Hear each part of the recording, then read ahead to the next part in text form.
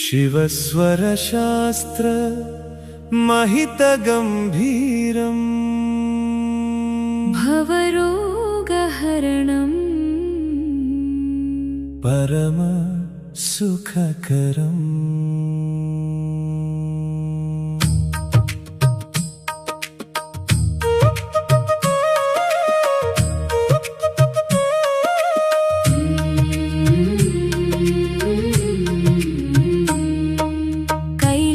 कैलासनिवासिनी कामितफलदायिनी पार्वती प्राणेषु परमबोधामृतम्।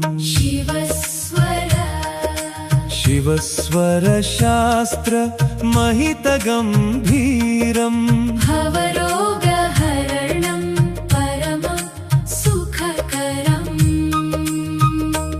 ఎడమ ముక్కున వీచు ఇడానాడి చంద్రుడై శీతల శాంతరస సిద్ధినిచ్చున్। కుడి ముక్కున కదలు పింగళ సూర్యుడై ధీర వీర్య క్రియా దీప్తినిచ్చున్।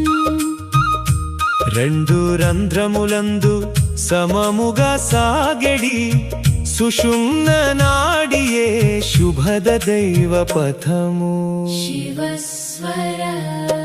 శివస్వర శాస్త్ర మహిత గంభీరం భవరోగహరణం పరమ సుఖకరం।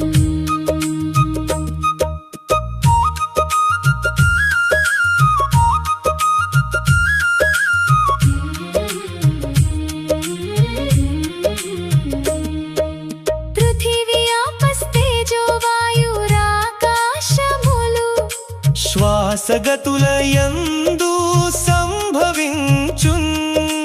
జలజాతలోచని పార్వతికి నాథుండు కథల తోడ తెల్పే కమ్రరీతి। స్వరముని రింగిన నరుడు సాక్షాత్తు శివుడవును। సర్వకార్య సిద్ధులను పొందు నిలరసజ్ఞుడై శివస్వర శాస్త్ర మహిత గంభీరం భవరోగహరణం పరమ సుఖకరం। శివస్వరోదయ శివస్వర శాస్త్రం సంపూర్ణ వివరాలు। శివస్వరోదయ అనేది ఒక పురాతన అత్యంత రహస్యమైన మరియు శక్తివంతమైన యోగ శాస్త్రం। స్వరం అంటే శ్వాస। శ్వాస ద్వారా మన శరీరం, మనస్సు మరియు విశ్వశక్తులను ఎలా నియంత్రించవచ్చో మరియు భవిష్యత్తును ఎలా అంచనా వేయవచ్చో ఈ శాస్త్రం వివరిస్తుంది। ఇది పరమశివుడు స్వయంగా పార్వతీదేవికి ఉపదేశించిన అద్భుతమైన జ్ఞానం। 1. నేపథ్యం మరియు పరమశివుడు పార్వతీ సంవాదం।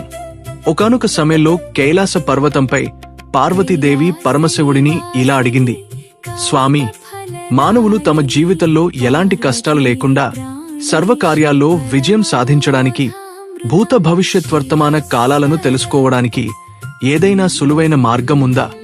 దయచేసి నాకు వివరించండి।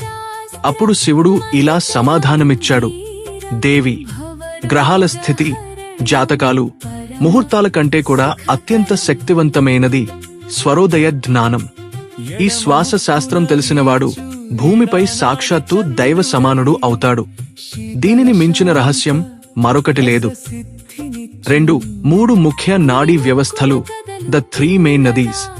మానవ శరీరంలో 72,000 నాడులు ఉంటాయని, వాటిలో 3 నాడులు శ్వాసక్రియను నియంత్రిస్తూ అత్యంత ప్రధానమైనవిగా పనిచేస్తాయని శివుడు వివరించాడు।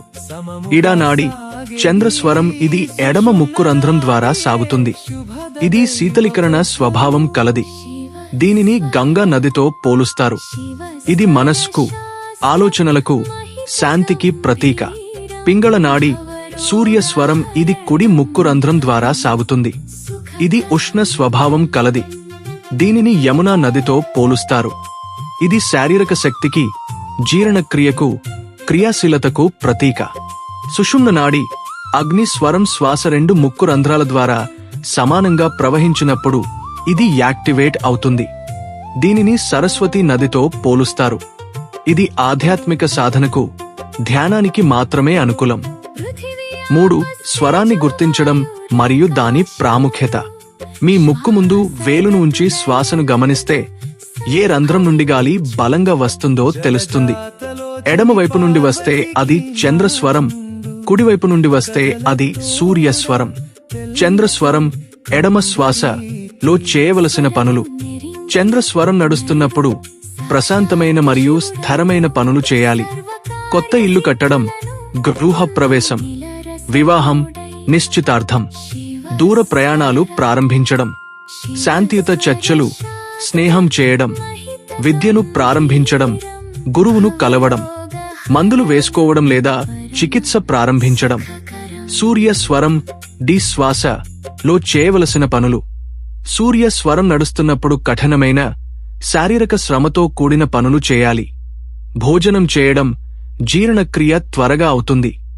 యుద్ధం, కోర్టు కేసులు, వాదనలు, క్రీడలు, వ్యాయామం, ఈత కొట్టడం, కఠినమైన వస్తువుల కొనుగోలు మరియు అమ్మకం, కఠినమైన పరీక్షలు రాయడం లేదా ఇంటర్వ్యూలకు వెళ్లడం. సుషుమ్న స్వరం 2 శ్వాసలు లో జాగ్రత్తలు. ఈ సమయంలో లౌకిక పనులు, వ్యాపారం, ప్రయాణం, పెళ్లి మొదలైనవి చేస్తే నష్టం లేదా విఫలం చెందుతాయి. ఈ సమయం కేవలం దైవ చింతన, జపం మరియు ధ్యానానికి మాత్రమే ఉత్తమం. 4.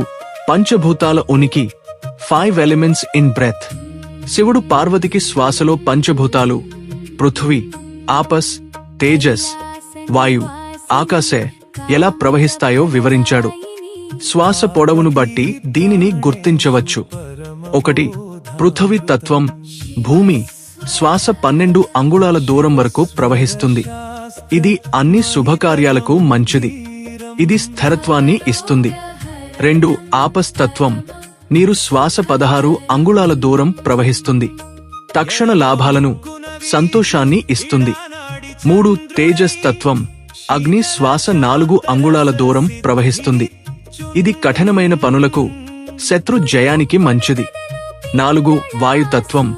గాలి శ్వాస 8 అంగుళాల దూరం ప్రవహిస్తుంది. ప్రయాణాలకు, మార్పులకు అనుకూలం. 5. ఆకాశతత్వం. శూన్యం శ్వాస చాలా సూక్ష్మంగా ఉంటుంది.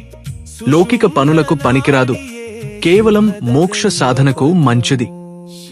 5. శివుడు చెప్పిన ఉదాహరణలు మరియు కథలు. శివ స్వరోదేల్లో ఈ విద్య యొక్క ప్రాముఖ్యతను వివరించడానికి కొన్ని కథలు మరియు ఉదాహరణలు ఉన్నాయి. కథ 1. యుద్ధంలో విజయం. సూర్య స్వర మహిమ. ఒకానొక సమయంలో ఒక రాజు తనకంటే బలమైన శత్రువుతో యుద్ధం చేయాల్సి వచ్చింది. ఆ రాజు శివ భక్తుడు మరియు స్వరోదయ విద్య తెలిసినవాడు. యుద్ధ రంగానికి వెళ్లే ముందు అతను తన శ్వాసను గమనించాడు. అప్పుడు అతనికి చంద్రస్వరం ఎడమ నడుస్తోంది. చంద్రస్వరం శాంతికి ప్రతీక కాబట్టి ఆ సమయంలో యుద్ధానికి వెళ్తే ఓటమి తథ్యమని రాజుకు తెలుసు. అందువల్ల రాజు కుడివైపుకు తిరిగి పడుకుని బలవంతంగా తన సూర్య స్వరాన్ని, కుడిముక్కు శ్వాస ఉత్తేజపరిచాడు. సూర్యస్వరం వీరత్వానికి, విజయానికి సంకేతం. సూర్యస్వరం పూర్తిగా స్థిరపడిన తర్వాత సూర్యస్వరం వైపు ఉన్న కాలే, కుడి కాలు ముందు పెట్టి యుద్ధభూమిలో అడుగుపెట్టాడు. శివ స్వరోదయ నియమాల ప్రకారం పనిచేయడం వల్ల ఆ రాజు తనకంటే 10 రెట్లు పెద్దదైన శత్రు సైన్యాన్ని ఓడించి విజయం సాధించాడు. కథ 2. వ్యాపారంలో లాభం మరియు రోగ నివారణ. శివుడు పార్వతికి మరొక ఉదాహరణ చెప్పాడు. ఒక వ్యక్తి తీవ్రమైన వ్యాధితో బాధపడుతున్నప్పుడు అతని శ్వాస నిరంతరం సూర్య స్వరంలో వేడి సాగితే ఆ వ్యాధి మరింత పెరుగుతుంది. ఆ సమయంలో అతనిని ఎడమవైపునకు పడుకోబెట్టి చంద్రస్వరాన్ని, చల్లదనం యాక్టివేట్ చేస్తే శరీరంలో వేడి తగ్గి వ్యాధి త్వరగా నయమవుతుంది. అలాగే ఒక వర్తకుడు ఉదయం నిద్రలేవగానే ఏ ముక్కు రంధ్రం నుండి శ్వాస వస్తుందో చూసి ఆ వైపు ఉన్న చేతితో ధనాన్ని లేదా వస్తువులను తాకితే ఆ రోజు వ్యాపారంలో అమితమైన లాభాలు వస్తాయి. 6. నిత్య జీవితంలో స్వరోదయ ప్రయోగాలు. Daily practices. ఉదయం నిద్రలేవడం. ఉదయం కళ్ళు తెరిచినప్పుడు ఏ స్వరం నడుస్తుందో గమనించాలి. ఏ స్వరం నడుస్తుంటే ఆ వైపు ఉన్న చేతితో ముఖాన్ని స్పృశించి అదే వైపు ఉన్న కాలును మొదట భూమిపై పెట్టాలి. దీనివల్ల ఆ రోజంతా విజయవంతంగా సాగుతుంది. ప్రయాణ సమయం. ఇంటి నుండి బయలుదేరేటప్పుడు ప్రవహిస్తున్న శ్వాస వైపు ఉన్న కాలును ముందుగా బయటపెట్టాలి. దీనివల్ల ప్రయాణంలో ఎలాంటి ప్రమాదాలు జరగవు. ఎదుటివారితో మాట్లాడేటప్పుడు మీకు ఎవరైనా ముఖ్యమైన వ్యక్తి నుండి సహాయం కావాలంటే లేదా ఎవరినైనా ఒప్పించాలంటే మీ ప్రవహిస్తున్న శ్వాస యాక్టివ్ నది వైపు ఆ వ్యక్తి ఉండేలా చూసుకుని మాట్లాడాలి. దీనివల్ల విజయావకాశాలు పెరుగుతాయి. 7. ముగింపు. శివ స్వరోదయ అనేది కేవలం ఒక నమ్మకం కాదు. ఇది శ్వాస మరియు మానవ శరీరం మధ్య ఉన్న విజ్ఞాన శాస్త్రం. పరమశివుడు పార్వతికి ఉపదేశించిన ఈ రహస్యాలను నిరంతర సాధన ద్వారా ఎవరైతే లొంగదీసుకుంటారో వారు కాలక్రమేణా అనారోగ్యాలను జయించి మానసిక ప్రశాంతతను మరియు జీవితంలో అనుకున్న ప్రతి విజయాన్ని సాధిస్తారు.